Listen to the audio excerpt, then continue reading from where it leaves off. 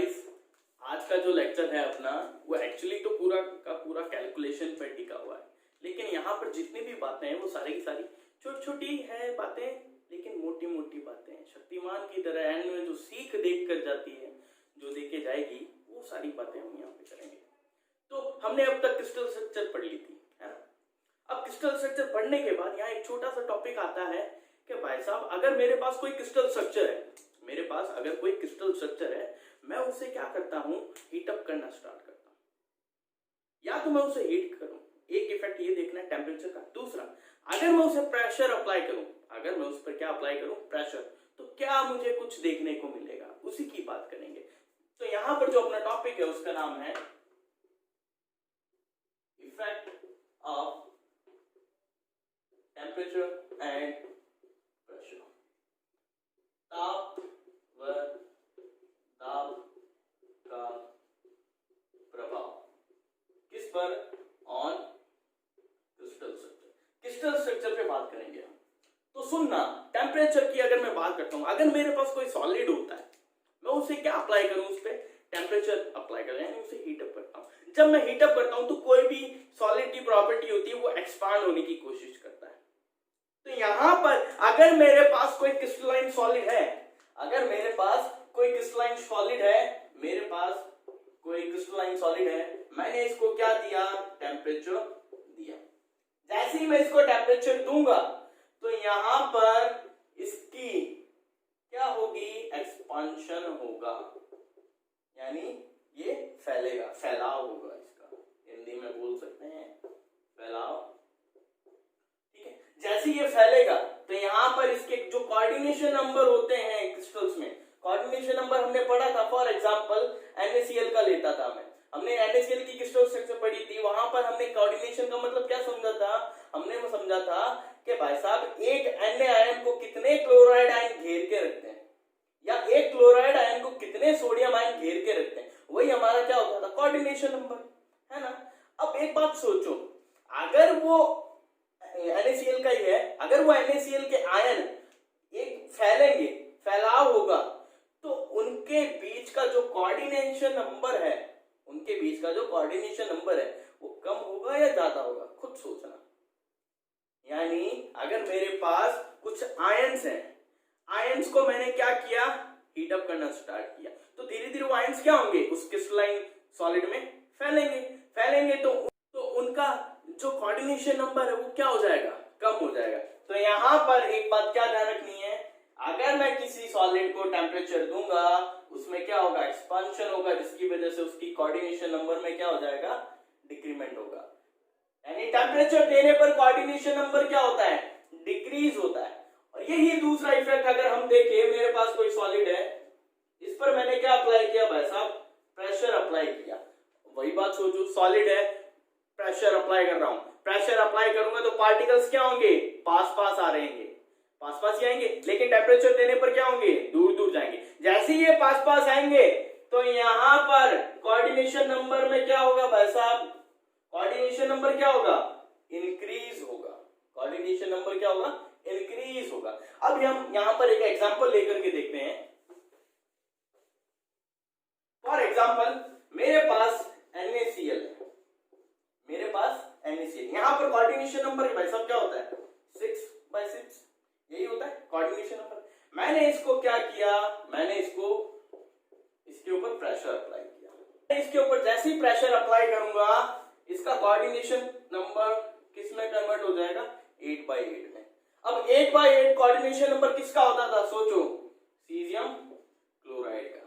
तो एक तरीके से मैं बोल सकता हूं जो NaCl की स्ट्रक्चर है, जिसका कोऑर्डिनेशन अभी 6/6 है, जैसे ही हम इस पर क्या अप्लाई करेंगे भाई साहब, प्रेशर अप्लाई करेंगे, इसका कोऑर्डिनेशन नंबर किसकी तरह हो जाएगा, सीजियम क्लोराइड स्ट्रक्चर की तरह। ऐसा नहीं है कि इसमें कन्वर्ट हो रहा है, इस कंपाउंड में कन्वर्ट नहीं होगा, लेकिन कोऑर्डिनेशन नंबर किसकी तरह आएगा, सीजियम क्लोराइड की तरह आएगा। ठीक है, ये तो था प्रेशर। अगर मैं यहां पर इसको टेम्परेचर अप्लाई करूं तो भाई साहब सीजियम क्लोराइड किस में चेंज हो जाएगा, NaCl में। अगर कोई पूछे भाई साहब टेम्परेचर कितना, तो आप बता देना 760 केल्विन। जैसे ही टेम्परेचर अप्लाई किया, इसका कोऑर्डिनेशन नंबर क्या था, सीजियम क्लोराइड का 8/8, लेकिन किस में चेंज हो जाएगा, 6/6 में। तो ये बातें आप लोगों को इसमें ध्यान रखनी है effect of temperature and pressure में, ठीक है।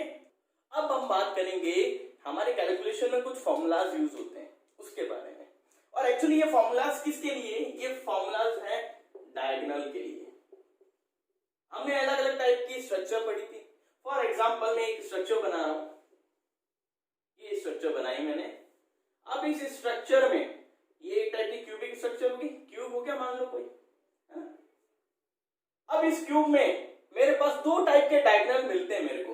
एक तो होता है भाई साहब फेस, ये फेस दिख रही है, फलक जो है, फलक के ऊपर डायगोनल, ये मान लिया मैंने ये वाला, एक तो ये डायगोनल हो गया। और एक होता है बॉडी डायगोनल। बॉडी डायगोनल का मतलब क्या है भाई साहब, यहां से लेकर के यहां तक की डिस्टेंस, इसको तो हम बोलते हैं बॉडी डायगोनल, इसको हम बोलते हैं फेस डायगोनल, ठीक है। नॉर्मली इसकी वैल्यू कैसे आती है, अगर मेरे पास किसी भी क्यूब की साइड मेरे को पता है, फॉर एग्जांपल हमें पता है हर क्यूब की साइड क्या होती है, ए, हर क्यूब की साइड, ये भी ए, ये पीछे यहां से यहां तक भी क्या होती है ए। अगर मुझे फेस डायगोनल निकालना है, और ये x के अलोंग, y के अलोंग, z के अलोंग डायरेक्शंस ये मेरे को पता है, तो यहां पर अगर फेस डायगोनल निकालना है मेरे को, क्या निकालना है भाई साहब, फेस डायगोनल, तो इसकी वैल्यू निकालूंगा x² + y² के फॉर्मूले से। और अगर मेरे को बॉडी डायगोनल निकालना है तो इसकी वैल्यू निकालूंगा मैं x² + y² + z² के फॉर्मूले से। ये नॉर्मली मैथ्स वालों को पता रहता है, ठीक है। बायो वालों की थोड़ी दिक्कत आएगी, बस ध्यान रखना।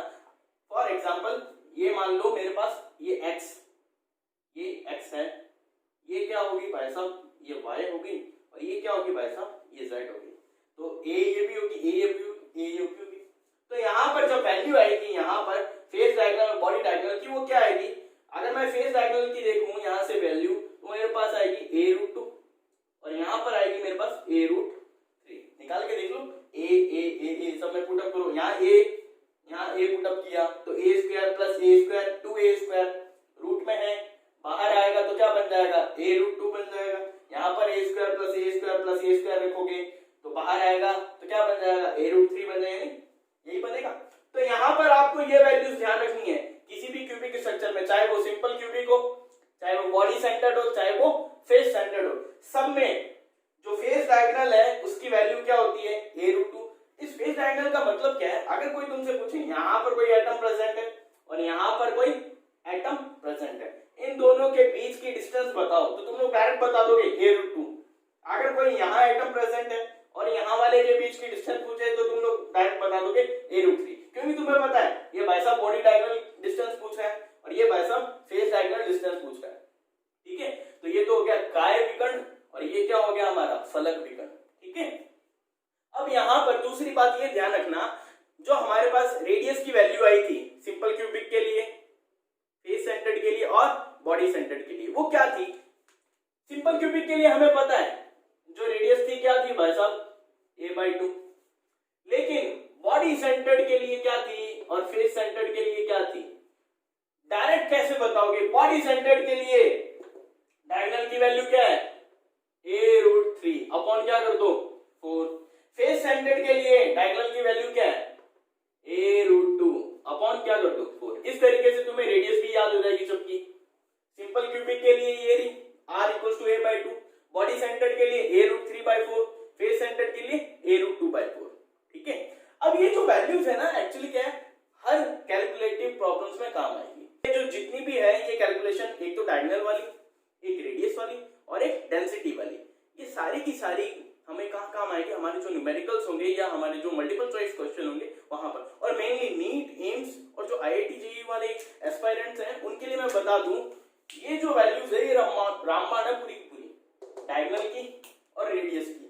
डायरेक्ट पुटअप करता है क्वेश्चन वो यहां से, तो ये पूरी रटा हुआ होना चाहिए। रटा होने का मतलब क्या है, पूरा का पूरा आपको याद होना चाहिए, ये पूरा का पूरा। ऐसा नहीं वहां जाकर के आप निकालोगे भाई साहब यहाँ से याद नहीं, ये फॉर्मूला नहीं लगाना, हमें डायरेक्ट याद होनी चाहिए वैल्यू कि भाई साहब फेस डायगोनल पूछा है a√2, बॉडी डायगोनल पूछा है a√3, रेडियस पूछी है, चाहे BCC की पूछे FCC की पूछे, डायरेक्ट कंठ टू कंठ याद होनी चाहिए। अब देखो, अब अपने बात करते हैं वॉइड्स पोजीशन की। जो हमने वॉइड्स पढ़े थे, वॉइड्स हमने दो टाइप के पढ़े थे। जो रिक्तियां हैं उनकी स्थिति के बारे में बात करेंगे हम, रिक्तियों की स्थिति। ठीक है, देखो रिक्तियां यानी वॉइड्स हमने दो टाइप के पढ़े थे। एक तो था टेट्राहेड्रल वॉइड, एक था ऑक्टाहेड्रल वॉइड। अब यहां पर हम जो मेन स्ट्रक्चर की बात करेंगे, एफसीसी को लेते हुए बात करेंगे। ठीक है, अब एफसीसी में हमें पता है टेट्राहेड्रल वॉइड कहां प्रेजेंट होता था। टेट्राहेड्रल वॉइड प्रेजेंट होता था बॉडी डायगोनल पर। ठीक है, ऑक्टाहेड्रल वॉइड भाई साहब कहां प्रेजेंट होता था। ऑक्टाहेड्रल वॉइड प्रेजेंट होता था कहां, एज सेंटर पर। कहां, एज सेंटर पे। ठीक है, मैं यहां पर एक बार डायग्राम बनाता हूं। अब देखो यहां पर मैंने क्या बना दी, ये एफसीसी स्ट्रक्चर बना दी। अब हमें पता है एफसीसी स्ट्रक्चर में जो टेट्राहेड्रल वॉइड होते हैं वो कितने होते हैं भाई साहब, टोटल 8 होते हैं। 8 कैसे होते थे याद करो, हमारे पास 4 क्या होते थे, बॉडी डायगोनल होते थे। हर एक बॉडी डायगोनल पर 2 क्या होते थे, टेट्राहेड्रल वॉइड होते थे। ठीक, अब देखो यहां पर वो टेट्राहेड्रल वॉइड कहां है, हम वो अगर देखें तो मेरे को ये नजर आ रहा है। ये देखो, देखते रहना। ठीक है, यहां पर अगर देखूं तो भाई साहब ये रहा। ठीक है, ये एक टेट्राहेड्रल वॉइड, ये दूसरा। मैं इसी बॉडी डायगोनल की अगर बात करूं, जो ये रहा, ये यहां से लेके यहां से यहां तक है, इसी बॉडी डायगोनल की बात करता हूं। अब इस बॉडी डायगोनल की खुद की वैल्यू कितनी होती है, यहां से यहां तक की डिस्टेंस, यानी इसको अगर नाम दूं ए, इसको अगर नाम दूं जी, ए से जी तक की वैल्यू कितनी होती है, मुझे पता है ए जी की वैल्यू भाई साहब कितनी होती है, अभी निकाली थी हमने बॉडी डायगोनल की, a√3। यानी यहां से लेकर के यहां के बीच की डिस्टेंस जो है भाई साहब कितनी है, a√3 अपॉन a√3। ठीक है, अब यहां पर इसका अगर मैं हाफ देखूं, a√3 का हाफ करूं तो वो कितना होगा भाई साहब, यानी यहां से यहां तक की डिस्टेंस, यहां से यहां तक की डिस्टेंस कितनी होगी, a√3 कितनी होगी, a√3/2। ठीक है, अब बाय चांस हमें पता है टेट्राहेड्रल वॉइड जितने भी वॉइड्स होते हैं वहां पर क्या आती है भाई साहब, कोई अगर ये सारे नेगेटिव आयंस है तो यहां पर कौन प्रेजेंट होगा, एक यहां पर कौन प्रेजेंट होगा, यहां पर भी एक मिड में पॉजिटिव आयन प्रेजेंट होगा। अब ये पॉजिटिव आयन किस डिस्टेंस पर प्रेजेंट होगा ये हमें निकालना होता है। ये पॉजिटिव आयन किस डिस्टेंस पे हमें प्रेजेंट होता हुआ मिलेगा वो ध्यान रखना है। तो यहां पर ध्यान रखना, ये जो पॉजिटिव आयन होता है वो इस डिस्टेंस के हाफ पर होता है। यानी ये जो डिस्टेंस है यहां से यहां तक की, उसकी डिस्टेंस के हाफ पर होता है। और ये डिस्टेंस कितनी है भाई साहब, a√3 बाय कितना कर दूं, 4 कर दूं। यानी इस डिस्टेंस का क्या कर देता हूं मैं, हाफ कर देता हूं, तो मेरे को क्या मिल जाएगा, मेरे को वो डिस्टेंस मिल जाएगी जहां पर कोई पॉजिटिव आयन आएगा। अगर ये वाला कोई नेगेटिव आयन है तो ये वाला कोई क्या होगा, पॉजिटिव आयन इस वॉइड में प्रेजेंट होगा। यहां से यहां तक की जो डिस्टेंस है वो कितनी है, a√3/4। अब यहां पर तुम लोगों को क्या याद रखनी है, मेन बात है कि भाई साहब जो आयन होगा, any ion which present in tetrahedral void is at a√3/4 distance from corner atom। Corner का जो एटम है उससे कितनी डिस्टेंस पे होगा, a√3/4। यहां से इस कॉर्नर से बात कर रहा हूं मैं, a√3/4 पे होगा। अब ये डिस्टेंस होगी भाई साहब कि इस डिस्टेंस पे कोई पॉजिटिव आयन हम डाल सकते हैं या प्रेजेंट होगा। लेकिन अगर मैं तुमसे पूछूं कि भाई साहब ये नेगेटिव आयन, ये क्या है पॉजिटिव आयन, इन दोनों की डिस्टेंस, इन दोनों की रेडियस का रिलेशन होगा क्या कुछ साइड से, तो यहां पर एक रिलेशन निकलता है, वो याद रखना है आपको कि कैटायन की रेडियस प्लस एनायन की रेडियस, यानी धनायन और ऋणायन की त्रिज्या को अगर मैं जोड़ूं, ये ऋणायन ये धनायन, ये कैटायन सॉरी ये एनायन और ये कैटायन, इन दोनों की रेडियस को अगर मैं सम अप करूं तो मेरे को जो डिस्टेंस मिलती है वो हमेशा ध्यान रखना कितनी होगी, a√3/4। ये याद करनी है आप लोगों को, ये चीज एक तो और एक ये चीज आप लोगों को याद करनी है, मतलब रटनी है, ठीक है। अब पता चल गया कैसे आई, उसके बाद आप लोग याद करो इस वैल्यू को। अब हम बात करेंगे ऑक्टाहेड्रल वॉइड की। ऑक्टाहेड्रल वॉइड यानी अष्टफलकीय जो रिक्ति है उसकी बात करते हैं। हमें पता है जो face centred cubic unit cells होती है उसका जो कॉर्नर है, यहां पर एक एटम प्रेजेंट होगा, यहां पर एक एटम प्रेजेंट होगा, ठीक है। यहां एक एटम, यहां पर एक एटम। ये जो बीच की डिस्टेंस है, जो एज लेंथ होती है, ये एज लेंथ है। इसके सेंटर पे यहां से यहां तक जो मेरे पास चीज होगी वो क्या होगी, मेरे पास ऑक्टाहेड्रल वॉइड, यही होता है। जैसे कि हमने पढ़ा था वहां पर जो एज थी वहीं के मिड में क्या प्रेजेंट किया था हमने, ऑक्टाहेड्रल वॉइड को डाला था। यानी अगर ये वॉइड है, ये बीच के डिस्टेंस पे कोई वॉइड है, तो यहां पर कोई क्या आ सकता है भाई, पॉजिटिव आयन आ सकता है। अगर ये नेगेटिव है, ये नेगेटिव है, तो यहां पर क्या आ सकता है, कोई पॉजिटिव आयन प्रेजेंट हो सकता है। अब ये पॉजिटिव आयन किस डिस्टेंस पे प्रेजेंट होगा ये ध्यान रखना।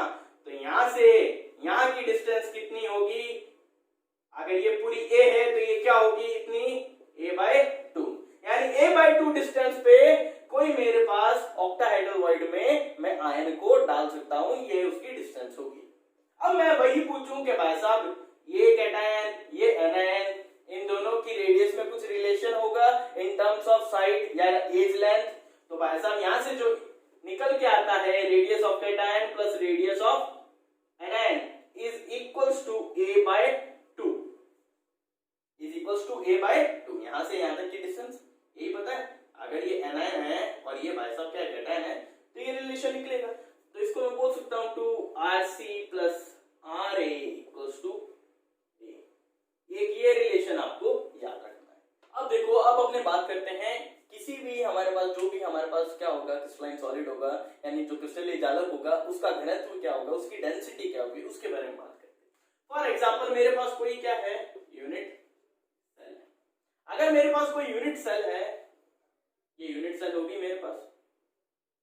अब इस यूनिट सेल का कोई ना कोई क्या होगा भाई साहब, वॉल्यूम होगा। अगर इस यूनिट सेल में एटम्स प्रेजेंट हैं तो उन एटम्स का कोई ना कोई क्या होगा भाई साहब, मास भी होगा दोनों के।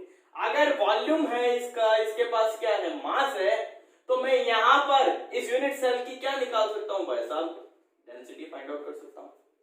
अब बात आती है कि भाई साहब डेंसिटी ठीक है आप फाइंड आउट कर लोगे, लेकिन वॉल्यूम कैसे फाइंड आउट करोगे।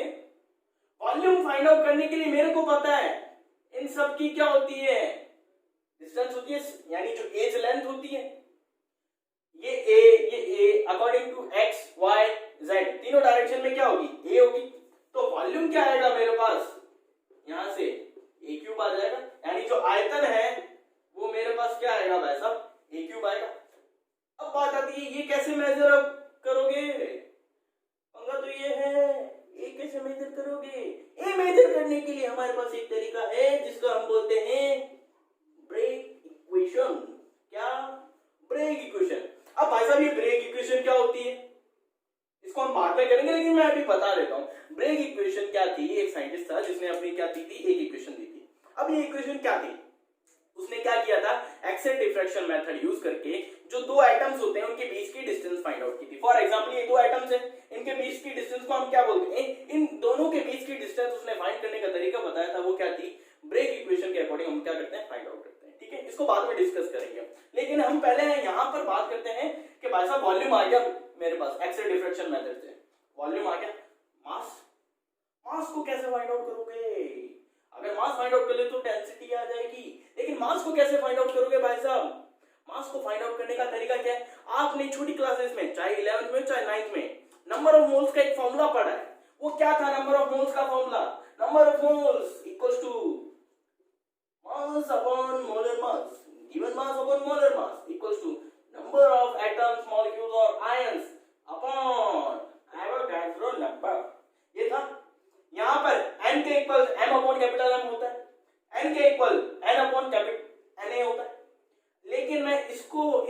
को यूज कर सकता हूं।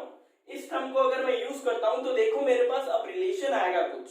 मैं यहां पर एक डेरिवेशन डिराइव करता हूं, उसको समझना। तो निकालना क्या है भाई साहब हमें, डेंसिटी ऑफ यूनिट सेल, यानी एक इकाई कोष्ठिका, इकाई मैं हिंदी में भी लिखता चलूंगा, इकाई कोष्ठिका का घनत्व, ये निकालना है मेरे को। इसके लिए फॉर्मूला क्या यूज कर सकता हूं, मेरे को पता है डेंसिटी क्या होती है, मास अपॉन वॉल्यूम। तो मैं लिखूंगा mass of unit cell upon volume of unit cell. Unit cell यानी इकाई कोष्ठिका का द्रव्यमान अपॉन इकाई कोष्ठिका का आयतन। अब यहां हम सबसे पहले देखते हैं नाउ वॉल्यूम, तो मेरे को पता है, यानी आयतन भाई साहब हमें पता है वो क्या होगा, a cube, simple. But mass of unit cell यानी इकाई कोष्ठिका का द्रव्यमान कैसे फाइंड आउट करोगे। देखो इकाई कोष्ठिका का द्रव्यमान यानी मास ऑफ यूनिट सेल अगर मैं देखूं तो मेरे को पता है भाई साहब हर यूनिट सेल में कोई ना कोई एटम होते हैं। फॉर एग्जांपल सिंपल क्यूबिक का एग्जांपल लेता हूं, number of atoms per unit cell in simple cube 1। अगर उस एक मास, एक जो एटम उसका मास पता चल जाए तो मेरे को पूरी यूनिट सेल का मास पता चल जाएगा। ऐसे ही हमारे पास अलग अलग टाइप की यूनिट सेल होगी और अलग अलग टाइप की यूनिट सेल में नंबर ऑफ एटम्स क्या होंगे, वेरी करेंगे। तो यहां पर मैं एक सिंपल तरीका लिख सकता हूं, number of atoms per unit cell जितने भी हो, चाहे 1 2 3 4 5 6 7 8 9 कितने भी हो, number of atoms per unit cell यानी Z, इसी को हम Z लिखते थे, उसको मल्टीप्लाई करा दूं एक एटम के मास से तो मेरे को यूनिट सेल का क्या मिल जाएगा, मास मिल जाएगा, मिल जाएगा। अब आप सोचोगे भाई साहब सर ये तो ठीक है, बात समझ में आ गई, मास ऑफ यूनिट सेल पता चल जाएगा, लेकिन साला ये कहां से आएगा मास ऑफ एन एटम।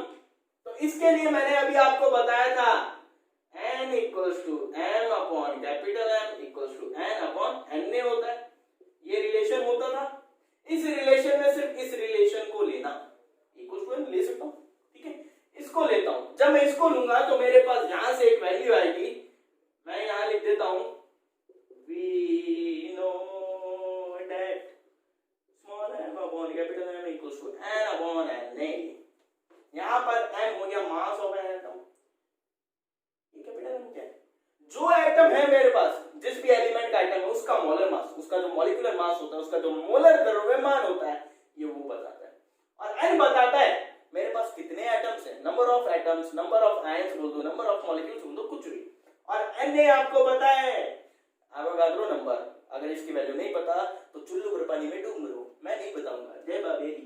तो यहां पर सुनना, यहां पर इससे रिलेशन में एक फाइंड आउट करता हूं, नंबर ऑफ एटम्स कितने ले रहा हूं मैं, एक एटम के लिए बात करूं तो n की वैल्यू में 1 पुट अप कर दूं तो मेरे को यहां से एक रिलेशन मिलेगा भाई साहब, small m equals to capital M upon na, मिला ये रिलेशन। ये रिलेशन अगर मैं इस इक्वेशन में टिकाऊं, ये रिलेशन अगर मैं इस इक्वेशन में टिकाऊं तो मेरे पास क्या आएगा, मेरे पास आएगा mass of unit cell. Mass of unit cell आएगा वो क्या आएगा, Z into capital M upon Na, ये आ गया भाई साहब मास ऑफ यूनिट सेल। आपके पास वॉल्यूम है, आपके पास मास ऑफ यूनिट सेल है, यहां पर इस फॉर्मूले में टिका हो डेंसिटी ऑफ यूनिट सेल आ जाएगी। अब डेंसिटी ऑफ यूनिट सेल क्या आएगी, उसके लिए देखो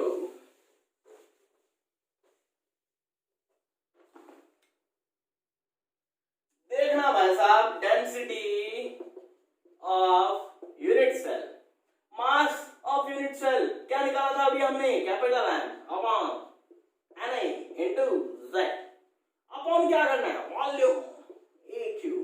ये क्या हो गया भाई साहब, डेंसिटी ऑफ यूनिट सेल। अब वो क्वेश्चंस में आपको मोलर मास हो सकता है दे दे, हो सकता है नहीं देने, लेकिन आपको याद होना चाहिए हर एलिमेंट का। आप 12th क्लास में हो, you should have to learn the molecular masses of all elements. Simply उन एलिमेंट्स का याद रखो जो डेली लाइफ में यूज होते हैं। 1 से 20 तक तो सबके याद होने चाहिए, मैं बोलता हूँ 1 से 30 तक याद कर लो, ठीक है। उसके बाद जो बचते हैं एलिमेंट्स जो नॉर्मली हम यूज करते हैं, आपके रेगुलर यूज आते हैं, उनके याद करो, ठीक है। अब बता दो नंबर, अभी भी नहीं बताऊंगा, जय बाबेरी। Number of atom per unit cell, आपको पता है हर यूनिट सेल में अलग अलग नंबर ऑफ एटम्स वेरी करते हैं पर यूनिट सेल में, ए क्यूब, यानी ये आपको दे रखी होगी क्वेश्चन में, आप पुट अप करो answer, density of unit cell निकालो। अब हमने यहां तक जो भी पढ़ा है कैलकुलेटिव पार्ट, वो हम न्यूमेरिकल में यूज कर सकते हैं। इससे बाहर इस चैप्टर में न्यूमेरिकल में और कुछ नहीं यूज होता। बस जो यूज होगा और कुछ अलग से आएगा एमसीक्यूज में, क्वेश्चंस में, या फिर नीट वगैरह में, सब कुछ डिपेंड है आपकी थिंकिंग पर। सब कुछ डिपेंड करेगा आपने यहां पर कितना समझा है, यानी आपने विजुअलाइजेशन की है या नहीं की, आपने हर यूनिट सेल को अपने हाथों से बनाया है या नहीं बनाया, हर डायगोनल पे टेट्राहेड्रल वॉइड, ऑक्टाहेड्रल वॉइड वगैरह को देखा है कि नहीं देखा है। अगर आपने उसकी प्रैक्टिस की है तो आपकी विजुअलाइजेशन की थिंकिंग डेवलप हो जाएगी और आप किसी भी क्वेश्चन को इजीली कर सकते हो, ठीक है। अब हम बात करते हैं ब्रैग इक्वेशन, बोल दो इसे, या इसे ब्रैग लॉ भी बोलते हैं, ठीक है।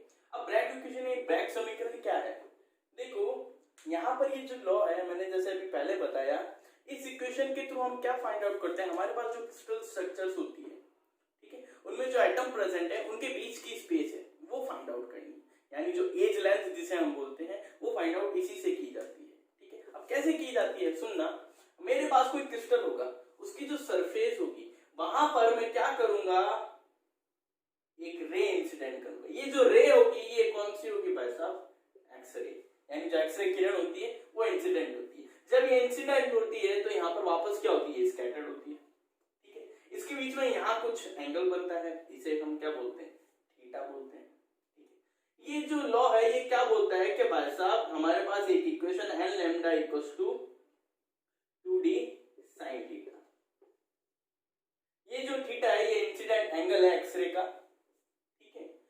डी है जिसे हम हिंदी में तो बोलते हैं भाई साहब पथांतर, यानी पथ में अंतर, या मैं इसको बोलता हूं स्पेस बिटवीन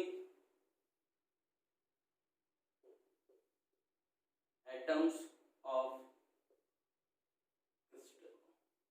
जो क्रिस्टल है उसके बीच में जो एटम्स है उनके बीच का डिफरेंस कितना है वो हमें क्या बताता है, डी। लैम्डा, लैम्डा आपको पता है, बताने की जरूरत नहीं है, वेवलेंथ, इसे हम क्या बोलते हैं भाई साहब, वेवलेंथ, तरंग दैर्ध्य, ठीक है। अब ये इतनी सी कहानी है ना, ये इतनी सी कहानी हमेशा ध्यान रखनी है कि भाई साहब ये जो ब्रेग इक्वेशन है ये काम कहाँ आती है, काम आती है हमारे पास कोई भी क्रिस्टल स्ट्रक्चर होगा उसकी स्ट्रक्चर फाइंड आउट करने के लिए। एक्चुअली स्ट्रक्चर नहीं फाइंड आउट करता, ये क्या फाइंड आउट करता है, मैं बोल सकता हूँ स्ट्रक्चर भी फाइंड आउट हो जाती है एक्चुअली, क्योंकि ए पैरामीटर यानी साइड फाइंड आउट करता है। क्या फाइंड आउट करेगा, ए क्या है हमारे पास, एज लेंथ है, उससे हम क्या बता सकते हैं, स्ट्रक्चर बता सकते हैं कि भाई साहब कि इसका वॉल्यूम कितना होगा, क्या स्पेसिंग होगी दो एटम्स के बीच में, ठीक है। अब ये सारा कुछ, ये जो इक्वेशन है मेरे पास ब्रेग इक्वेशन, इसे हम ब्रैग लॉ भी बोलते हैं, ये इक्वेशन कहाँ हेल्प आती है, हमें काम आती है स्पेक्ट्रोमीटर में, स्पेक्ट्रोस्कोप बोल दो, स्पेक्ट्रोस्कोप बनाने में। इस इक्वेशन के थ्रू हमें क्या बनाते हैं, स्पेक्ट्रोस्कोप बनाते हैं, जिसको हम क्या बोलते हैं, हम ब्रैग स्पेक्ट्रोस्कोप, ठीक है। अब भाई साहब बात आती है ब्रैग नाम क्यों पड़ा, कोई पूछ ले, टिंगर ऐसे भी होते हैं, टिंगर टिंगरिया जो पूछेंगे भाई साहब सर ये ब्रैग नाम क्यों पड़ा, ये ब्रैग नाम इसलिए पड़ा है क्योंकि यहाँ पर जो साइंटिस्ट था W.H.